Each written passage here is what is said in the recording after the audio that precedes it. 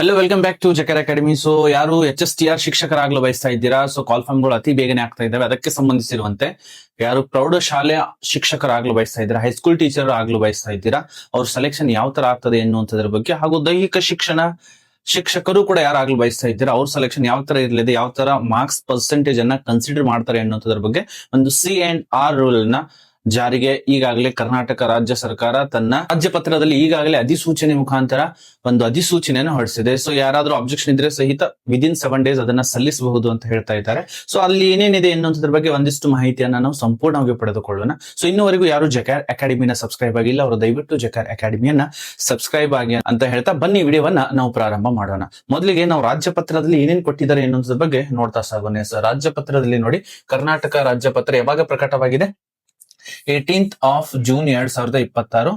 ಇದಾದ್ಮೇಲೆ 7 days, ಈ date ನಿಂದ 7 days ವರೆಗಿನೂ ಕೂಡ ನೀವೇನಾದ್ರೂ ಅಬ್ಜೆಕ್ಷನ್ಸ್ ಗಳಿದ್ರೆ ಅಬ್ಜೆಕ್ಷನ್ಸ್ ಅನ್ನ ಸಲ್ಲಿಸಬಹುದು ಅಂತ ಹೇಳ್ತಾ ಇದ್ದಾರೆ.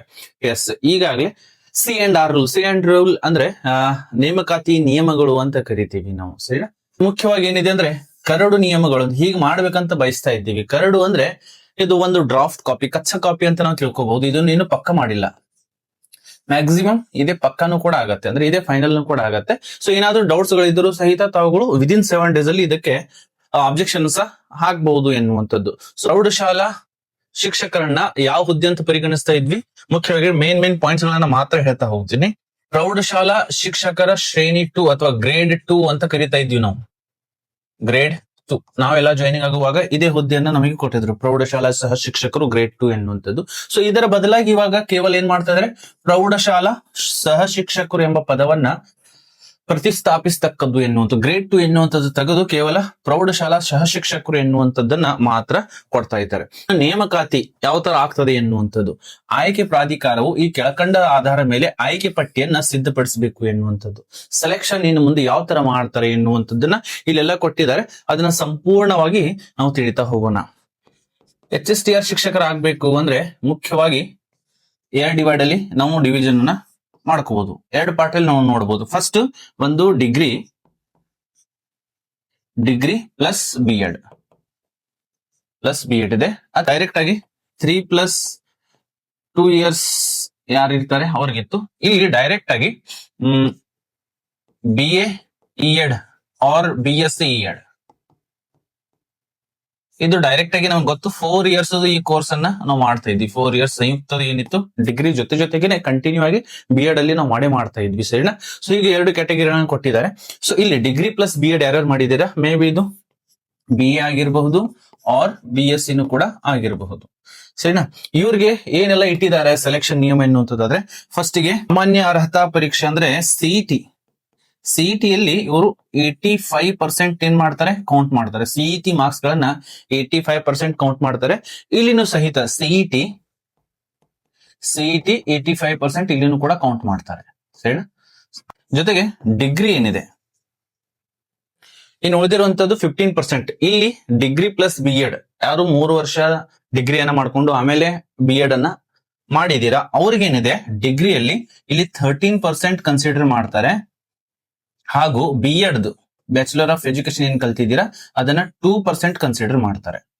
ಓಕೆನಾ? ಆದ್ರೆ ಇಲ್ಲಿ 4 ವರ್ಷದ ಯಾರು ಸಂಯುಕ್ತವಾಗಿರುವಂತದ್ದು B.Ed ಅನ್ನು ಯಾರು ಕಂಪ್ಲೀಟ್ ಮಾಡಿದ್ದೀರಾ ಅವರಿಗೆ CET 85% ಇದೆ, ಪ್ಲಸ್ ಈ ಡಿಗ್ರಿ. ಯಾಕಂದ್ರೆ B.Ed ಅವರು ಇದರಲ್ಲೇ ಮಾಡಿರ್ತಾರೆ, 4 years ಅಲ್ಲಿ ಮಾಡಿರ್ತಾರೆ. ಹಾಗಾಗಿ ಡಿಗ್ರಿ ಏನಿದೆ, ಡಿಗ್ರಿ ಅವರಿಗೆ 15% ಅನ್ನ ಕನ್ಸಿಡರ್ ಮಾಡ್ತಾರೆ. ಸರಿನಾ? ಇನ್ ಮುಂದೆ ಆಗುವಂತ ಎಲ್ಲ ನೇಮಕಾತಿಗಳು HSTR ಗೆ ಇದೇ ಪ್ರಕಾರವಾಗಿ ನಿಮ್ದು ರೋಸ್ಟರ್ ಇರಲಿದೆ. ಈ ಪ್ರಕಾರ ನಿಮ್ಮ ಸೆಲೆಕ್ಷನ್ ಅನ್ನು ಮಾಡ್ತಾರೆ. CET ಇಂದ 85% ಅನ್ನ ಕೌಂಟ್ ಮಾಡ್ತಾರೆ, ಡಿಗ್ರಿಯಿಂದ 13% ಹಾಗೂ B.Ed ಇಂದ 2%. ಇನ್ನು ಯಾರು ಸಂಯುಕ್ತವಾಗಿರುವಂತಹ B.Ed ಅನ್ನ ಮಾಡಿದೀರಾ, ಈ CET 85% ಇದೆ ಹಾಗೂ ಡಿಗ್ರಿ 15% ಇದೆ. ದೈಹಿಕ ಶಿಕ್ಷಕರು ಸಹಿತ ಇಲ್ಲಿ ಏನ್ ಮಾಡಿದ್ದಾರೆ, ಒಂದಿಷ್ಟು ಬದಲಾವಣೆಯನ್ನು ಮಾಡಿದ್ದಾರೆ. ದೈಹಿಕ ಶಿಕ್ಷಣ ಶಿಕ್ಷಕರು ಗ್ರೇಡ್ 1 ಎನ್ನುವಂಥದ್ದು ಏನಿತ್ತು ಇದರಲ್ಲಿನೂ ಕೂಡ ಸೆಲೆಕ್ಷನ್ ಅನ್ನ ಸ್ವಲ್ಪ ಬದಲಾವಣೆಯನ್ನ ಮಾಡಿದ್ದಾರೆ. ಇಲ್ಲಿನೂ ಕೂಡ ಸೇಮ್ ಸಂಯುಕ್ತ ಸ್ಪರ್ಧಾತ್ಮಕ ಪರೀಕ್ಷೆಯಲ್ಲಿ ಅಂದ್ರೆ CET ಯಲ್ಲಿ, ಯಾವುದು CET ಯಲ್ಲಿ ಎಷ್ಟು ಪರ್ಸೆಂಟ್ ಇದೆ? 85% ಅವ್ರು ಕೌಂಟ್ ಮಾಡ್ತಾರೆ CET ಯಲ್ಲಿ. ಇನ್ ಮುಂದೆ ಬರುವಂತಹ PE ಟೀಚರ್ಸ್ ಗಳಿಗೆ, ದೈಹಿಕ ಶಿಕ್ಷಣ ಶಿಕ್ಷಕರಿಗೆ. ಜೊತೆಗೆ ಡಿಗ್ರಿ 13% ಕೌಂಟ್ ಮಾಡ್ತಾರೆ ಹಾಗೂ BPEd 2% ಕೌಂಟ್ ಮಾಡ್ತಾರೆ ಎನ್ನುವಂಥದ್ದನ್ನ ಹೇಳ್ತಾ ಇದ್ದಾರೆ. ಜೊತೆಗೆ ಇನ್ನು ಸಂಪೂರ್ಣವಾಗಿ ಬಹಳಷ್ಟು ದೈಹಿಕ ಶಿಕ್ಷಕರ ಬಗ್ಗೆನೆ ಇಲ್ಲಿ ಮಾಹಿತಿಯನ್ನ ನೀಡಿದ್ದಾರೆ.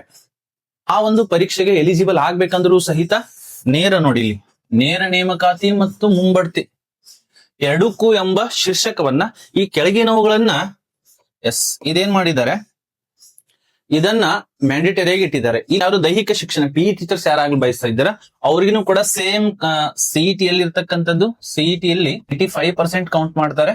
ಜೊತೆಗೆ ಡಿಗ್ರಿ ಏನಿದೆ ಡಿಗ್ರಿ 13% ಕೌಂಟ್ ಮಾಡ್ತಾರೆ. ಹಾಗೂ ಅವ್ರದ್ದು BPEd ಏನಿದೆ ಬ್ಯಾಚುಲರ್ ಆಫ್ ಫಿಸಿಕಲ್ ಎಜುಕೇಶನ್ ಅದಕ್ಕೆ 2% ಅನ್ನ ಕೌಂಟ್ ಮಾಡ್ತಾರೆ. ಸರಿನಾ? ಸೇಮ್ ಇದೆ ಯಾರಿಗೆ PE ಟೀಚರ್ಸ್. ಆದ್ರೆ ಇದಕ್ಕೆ ಮತ್ತೆ ಒಂದು ತಿದ್ದುಪಡಿಯನ್ನ ತಂದಿದ್ದಾರೆ. ಅದೇನು ಅಂದ್ರೆ ಮುಂಬಡ್ತಿ ಆಗಿರಬಹುದು ಅಥವಾ ನೇರ ನೇಮಕಾತಿ ಆಗಿರಬಹುದು.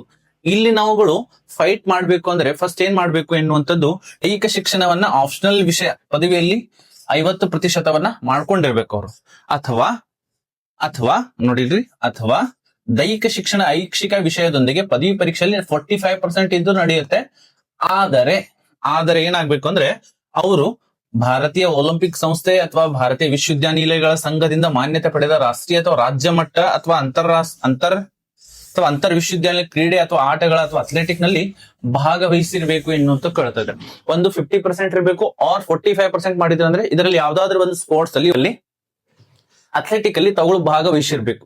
ಒಂದು ಭಾರತೀಯ ಒಲಿಂಪಿಕ್ ಸಂಸ್ಥೆ ಮುಖಾಂತರ ಆಗಿರ್ಬೋದು ಅಥವಾ ಯಾವುದೋ ಒಂದು ಯೂನಿವರ್ಸಿಟಿ ಲೆವೆಲ್ ಇರಬಹುದು, ವಿಶ್ವವಿದ್ಯಾನಿಲಯದಲ್ಲಿ ಯೂನಿವರ್ಸಿಟಿ ಲೆವೆಲ್ ಅಲ್ಲಿ ತಾವುಗಳು ಪಾರ್ಟಿಸಿಪೇಟ್ ಆಗಿರ್ಬೇಕು ಅಂತ ಹೇಳ್ತಾ ಇದ್ದಾರೆ. ಅಥವಾ ಪದವಿ ಪರೀಕ್ಷೆಯಲ್ಲಿ 45% ಅನ್ನ ಮಾಡಿರ್ಬೇಕು.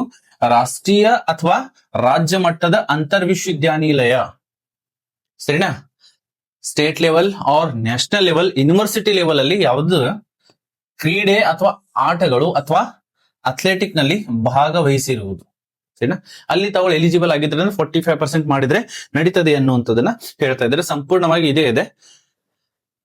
ಎಲ್ಲೆಲ್ಲಿ ತಾವುಗಳು ಕಾರ್ಯಾನುಭವನ ವರ್ಕ್ ಅನ್ನ ನಿಮಗೆ ಸ್ಪೋರ್ಟ್ಸ್ ಅಲ್ಲಿ ಪಾರ್ಟಿಸಿಪೇಟ್ ಮಾಡಿದ್ರೆ ಇಲ್ಲೆಲ್ಲನೂ ಕೂಡ ನಾನು ಕೊಟ್ಟಿರ್ತೀನಿ, ತಾವುಗಳು ಅಲ್ಲಿಂದ ಅದನ್ನ ನೋಡ್ತಾ ಸಾಗಬಹುದು. ಇನ್ನು ಸೆಲೆಕ್ಷನ್ ಇವ್ರದನ್ನು ಕೂಡ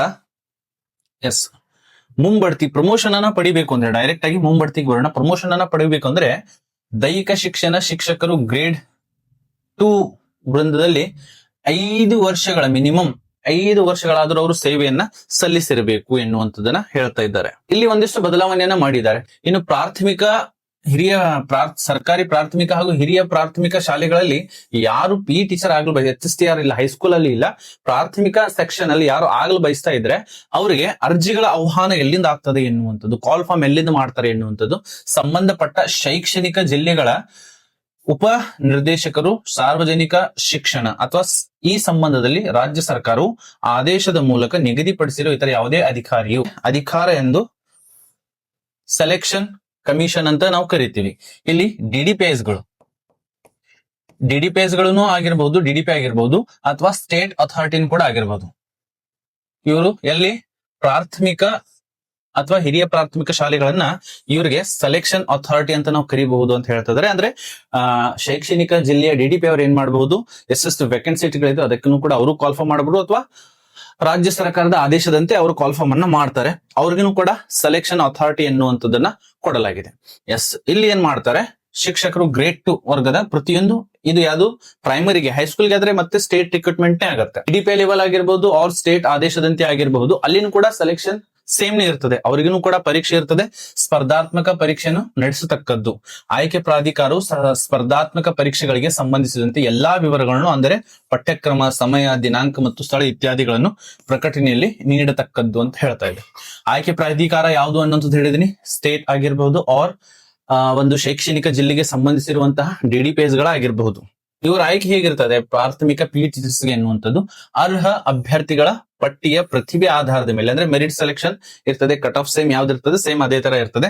ಪರೀಕ್ಷೆಯಲ್ಲಿ ಶೇಕಡಾವಾರು ಪಡೆದ ಅಂಕಗಳ ಆಧಾರದ ಮೇಲೆ ಪ್ರತ್ಯೇಕ ಅಭ್ಯರ್ಥಿಗಳ ಪಟ್ಟಿಯನ್ನು ಕೋರ್ಸ್ ಮತ್ತು ಪ್ರಮಾಣ ಪತ್ರ, ದೈಹಿಕ ಶಿಕ್ಷಣ ಡಿಪ್ಲೊಮಾ ಕೋರ್ಸ್ಗಳು ಈ ಕೆಳಕಂಡ ವೇಟೇಜ್ ಹಾಗೂ ವಿಧಾನದಲ್ಲಿ ಪ್ರಕಟಿಸುವುದು ಅಂತ ಹೇಳ್ತಾರೆ. ಸೇಮ್ ಆಲ್ರೆಡಿ ನಾವು ಡಿಸ್ಕಷನ್ ಮಾಡಿದಂತಾನೆ ಇದೆ. ಪ್ರೈಮರಿಯಲ್ಲಿ ಗ್ರೇಡ್ 2 PE ಟೀಚರ್ ಯಾರಾಗಲು ಬಯಸ್ತಾ ಇದ್ದೀರಾ ಅವರಿಗೆ CET ಯಲ್ಲಿ 85% ಅನ್ನ ಕೌಂಟ್ ಮಾಡ್ತಾರೆ. ಹಾಗೂ PUC ಯಲ್ಲಿ ಅಥವಾ ಇಕ್ವಲೆಂಟ್ ಯಾವುದು ಪರೀಕ್ಷೆ ಇರ್ತದೆ ಅಲ್ಲಿ 13% ಅನ್ನ ಕನ್ಸಿಡರ್ ಮಾಡ್ತಾರೆ. ಹಾಗೂ ಡಿಪ್ಲೊಮಾ ಇನ್ CPED ಆಗಿರ್ಬೋದು ಅಥವಾ ದೈಹಿಕ ಶಿಕ್ಷಣ ಪ್ರಮಾಣ ಪತ್ರ ಸರ್ಟಿಫಿಕೇಟ್ ಕೋರ್ಸ್ ಇರ್ಬೋದು, ಅಲ್ಲಿ 2% ಅದಕ್ಕೆ ರಿಸರ್ವ್ ಮಾಡಿದ್ದಾರೆ. ಹೀಗೆ ಸಂಪೂರ್ಣವಾಗಿ ನಮ್ಮ ಸೆಲೆಕ್ಷನ್ ಯಾರು ಪ್ರೈಮರಿ ಪಿ ಟೀಚರ್ ಆಗಲು ಬಯಸ್ತಾ ಇದ್ದೀರಾ, ಪ್ರಾಥಮಿಕ ಹಾಗೂ ಹಿರಿಯ ಪ್ರಾಥಮಿಕ ಶಾಲೆಗಳಲ್ಲಿ ಅವ್ರಿಗೆ ಈ ಟೈಪ್ ಏನಿರ್ತದೆ ಸೆಲೆಕ್ಷನ್ ಇರ್ತದೆ. ಇದು ಒಂದು PDF ನು ಕೂಡ ಹಾಕಿರ್ತೀನಿ, ಅಲ್ಲಿಂದ ತಾವುಗಳು ಚೆಕ್ಔಟ್ ಅನ್ನ ಮಾಡ್ಕೊಳ್ಬಹುದು. HSTR ಯಾವ ತರ ಸೆಲೆಕ್ಷನ್ ಆಗ್ತದೆ ಅನ್ನುವಂಥದ್ದು. ಸೊ ಇಲ್ಲಿ TET ಮ್ಯಾಂಡೇಟರಿ ಲೇಯರ್ಸ್ ಅದೊಂದು ಹೇಳೋದನ್ನ ಮರ್ತಿದ್ದೆ ನಾನು. 3 ಟೈಪ್ ಹುದ್ದೆ ಟೀಚರ್ಸ್ ಅಲ್ಲಿ PST ನೋಡ್ತೀವಿ, GPT ನೋಡ್ತೀವಿ ಹಾಗೂ HST. ಇದು 1 to 5th ಕ್ಲಾಸ್ ವರೆಗೆ ಇವಾಗ ಬೈಫರ್ಕೇಷನ್ ಮಾಡ್ತಾ ಇದ್ದಾರೆ, ಹಾಗೂ ಇದು 6 to 8th ಕ್ಲಾಸ್ ವರೆಗೆ ಕೂಡ ಇದೆ. ಇದು HSTR 9th and 10th. ಸದ್ಯದ ಮಟ್ಟಿಗೆ ಅಂತೂ 9th and 10th. ಇವಾಗ PUC ದವ್ರಿಗೂ 9th and 10th ತಗೊಳ್ರಿ ಅಂತ ಹೇಳ್ತಾ ಇದ್ದಾರೆ. ಸೊ ಈ PST ಮತ್ತು GPT ಗೆ ಮ್ಯಾಂಡೇಟರಿ ಆಗಿ TET ನಾವು ಪಾಸ್ ಆಗಿರ್ಲೇಬೇಕು, TET ಪಾಸ್ ಆಗಿರ್ಲೇಬೇಕು. ಆದ್ರೆ HST ಗೆ TET ನೆಸೆಸರಿ ಇಲ್ಲ, ಡೈರೆಕ್ಟ್ ಸೆಲೆಕ್ಷನ್. 85 CET ಅನ್ನ ಕೌಂಟ್ ಮಾಡ್ತಾರೆ, 13% ಡಿಗ್ರಿಯನ್ನ ಕೌಂಟ್ ಮಾಡ್ತಾರೆ, 2% ಏನಿದೆ B.Ed ಅನ್ನ ಕೌಂಟ್ ಮಾಡ್ತಾರೆ. ಯಾರು ಪದವಿ ಪ್ಲಸ್ ಡಿಗ್ರಿಯನ್ನ ಮಾಡಿದ್ದೀರಾ, ಆರ್ ಯಾರು 4 ವರ್ಷದ ಡಿಗ್ರಿ ಜೊತೆಗೇನೆ B.Ed ಅನ್ನ ಮಾಡಿದ್ದೀರಾ, ಅವರಿಗೆ 85 ಪ್ಲಸ್ 15 ಡೈರೆಕ್ಟ್ ಆಗಿ ಡಿಗ್ರಿ ಜೊತೆಗೆ B.Ed ಏನ್ ಮಾಡಿದ್ದಾರೆ ಡೈರೆಕ್ಟ್ ಆಗಿ ಇಲ್ಲಿ ಅದನ್ನ ಕೌಂಟ್ ಮಾಡ್ತಾರೆ. ಸರಿನಾ? ಈ ಟೈಪ್ ಸೆಲೆಕ್ಷನ್ ಅಥಾರಿಟಿ ಇರ್ತದೆ. HSTR ಗೆ ಹೈಸ್ಕೂಲ್ ಟೀಚರ್ಸ್ ರಿಕ್ರೂಟ್ಮೆಂಟ್ ಗೆ TET ಅವಶ್ಯಕತೆ ಮ್ಯಾಂಡೇಟರಿ ಇಲ್ಲ, ಪಾಸ್ ಆದ್ರೂ ಕೂಡ ತೊಂದರೆ ಇಲ್ಲ. ಆದ್ರೆ PST ಅಂಡ್ GPT ಇವರಿಗೆ TET ಮ್ಯಾಂಡೇಟರಿ ಇದ್ದೇ ಇದೆ. ಸೊ ಈ ಒಂದು ಮಾಹಿತಿ ನಿಮಗೆ ಇಷ್ಟವಾಗಿದ್ರೆ, ಜೊತೆಗೆ HSTR ಹಾಗೂ PSTR GPT ಏನಾದ್ರು ಅಪ್ಡೇಟ್ಸ್ ಗಳು ಬಂದ್ರು ಸಹಿತ ನಾವು ಅಪ್ಡೇಟ್ ಅನ್ನ ಮಾಡ್ತಾ ಇರ್ತೀವಿ. ಇನ್ನುವರೆಗೂ ಯಾರು ಜಕಾರ ಅಕಾಡೆಮಿನ ಸಬ್ಸ್ಕ್ರೈಬ್ ಆಗಿಲ್ಲ ಅವರು ದಯವಿಟ್ಟು ಜಕಾರ ಅಕಾಡೆಮಿನ ಸಬ್ಸ್ಕ್ರೈಬ್ ಆಗಿ. ಮತ್ತೆ ನಾವು ಭೇಟಿ ಹೋಗೋಣ ಮುಂದಿನ ವಿಡಿಯೋದಲ್ಲಿ. ಜೈ ಹಿಂದ್.